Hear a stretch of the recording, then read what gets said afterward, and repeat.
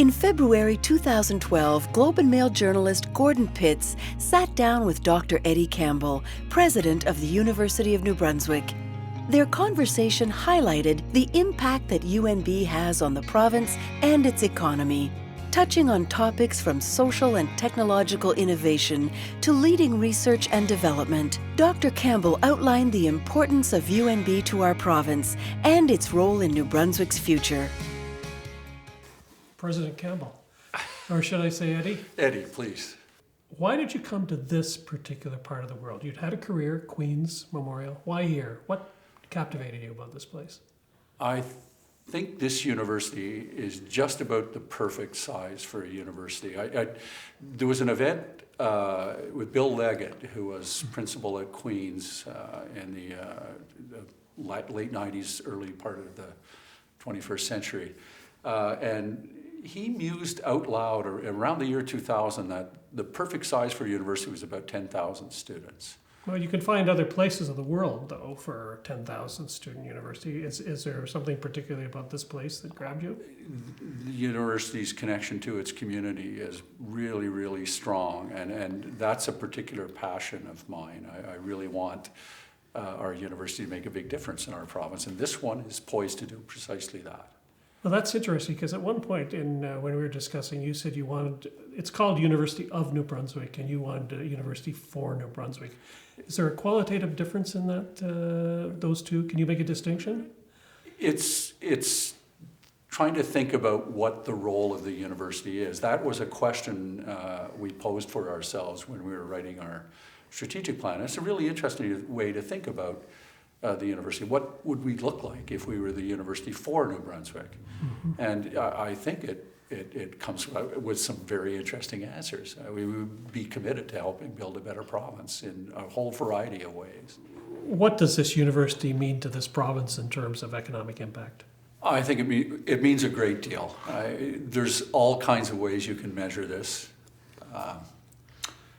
2 jobs created in the community for every job at the university, for example. $6 return to the province on an annual basis for every $1 they invest in the university.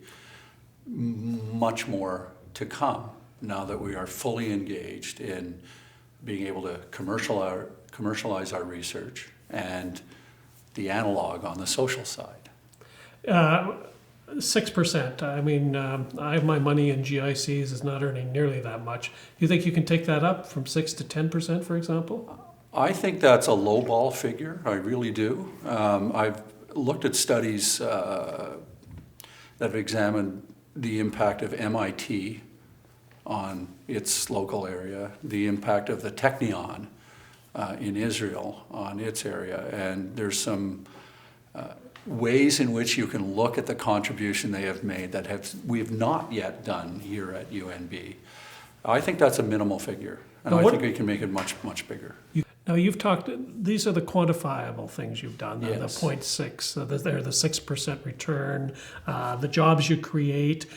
We can also look at, as you say, R&D spending. We can look at, but then there's what I call the Chris Newton phenomenon, which is the fact that in this province, in this city, there exists a guy coming out of University of New Brunswick who has created $1 billion of value, basically, in this community and others. How important is that? I think it's extraordinarily important. So one of the ways you can think about this is the province is famous for having these big multinational family businesses, the McCains, the Ganongs, the Irvings, so on. Where's the next generation of those folks? And I think we have to look to people like Chris Newton and some of the people around him to help create the next economy for New Brunswick. You have to get capital. I mean, it's not your university's role in all this is maybe providing education and some area for research, but this is a capital-starved region. Can you play a part in that at all? I don't think there's any doubt, and I go to, again, to the Pond-Deshpande Center.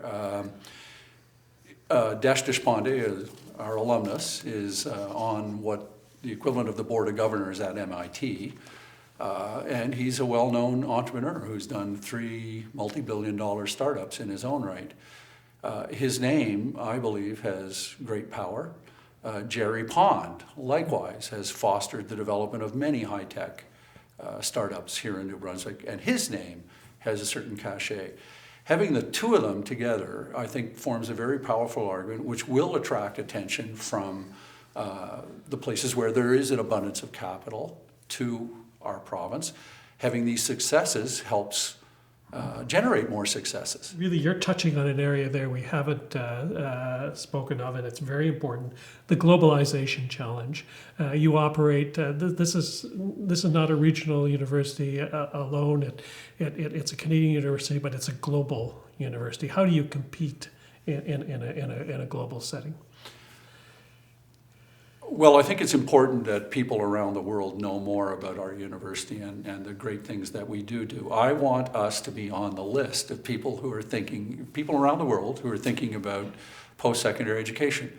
I want them to be saying to themselves, gee, that University of New Brunswick sounds like a really interesting place to go. I think if we well, and I don't think this is rocket science either. I think we can do that, and I do think we will have a future as an international university. The strategic plan we have talked about talks about having 20% of our student body be international. That's a tough marketplace. How do you increase those numbers? There are lots of places in the world where the demand for post-secondary education outstrips the supply, and we have you could start by naming Ontario, British Columbia, and Alberta, and I think what we can fairly say to students there is you have one of the highest quality of educations anywhere if you're able to come to choose any of the universities in Atlantic Canada. And there are special features of all of them, and the University of New Brunswick is a wonderful place to study. A destination. A destination university. I think that is our future, partly because of the demographic in Atlantic Canada. The number of young people graduating from our high schools is in decline year over year. But I don't think, there's a famous line, demography is not destiny. We have to get on our horse and get out there and attract people to live and work in our province. New Brunswick, not a large population, a lot of physical challenges, but a tremendous global network of graduates and alumni who care about it. And I think there are some parallels to Technion if you can leverage them. The point, we have to have ambition, we have to have drive, we have to look at the best places in the world. Nobody's any smarter than we are. We are as smart as anybody anywhere. It's a matter of getting after it, doing it right, finding the right things to do, finding the right people, putting them together, testing ourselves, stretching ourselves. That has to happen. Else, we'll just continue as we are, kind of facing very significant challenges without much in the way of solutions. We have to get after it, but I don't think the solutions are there. They're not impossible. They're within reach. Good luck. Yeah. Good luck is the result of hard work and determination. Right.